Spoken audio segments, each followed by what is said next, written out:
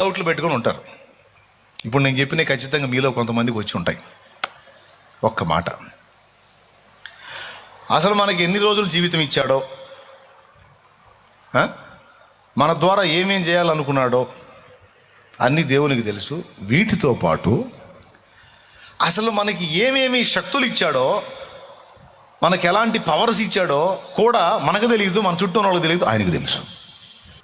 మన భవిష్యత్ ఏమవుతుందో దేవునికి తెలుసు. రెండవది, మనకి దేవుడిచ్చినటువంటి పవర్స్ ఏవైతే ఉన్నాయో అవి నీకు తెలియదు, నాకు తెలియదు, ఆయనకు తెలుసు. అందుకే లోకం మొత్తం వెధవా అని నిన్నంటే దేవుడు లాగి తంతాడు. ఎవడురా దరిద్రుడా వెధవా అంటావు? వెధవలా చేశానంట్రా?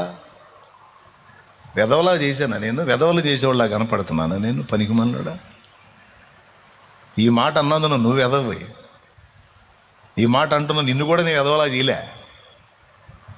వెధవలు చేసే వెధవ పని నేను పెట్టుకుంటానా?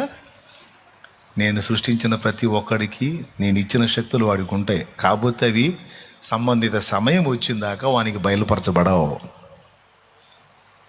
అర్థమైందా? ఆ సమయం వచ్చినప్పుడు వాళ్ళు అవి మేలుకునేటట్టు నేను చేస్తాను, అవి లైన్లోకి వస్తాయి.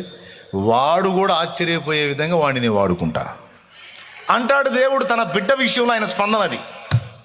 అట్లాగే నువ్వు ఒంటరి రొట్టిగా ఉన్నావా? అలా ఉండనిచ్చి సడన్గా పట్టుకొని విరుస్తాడు.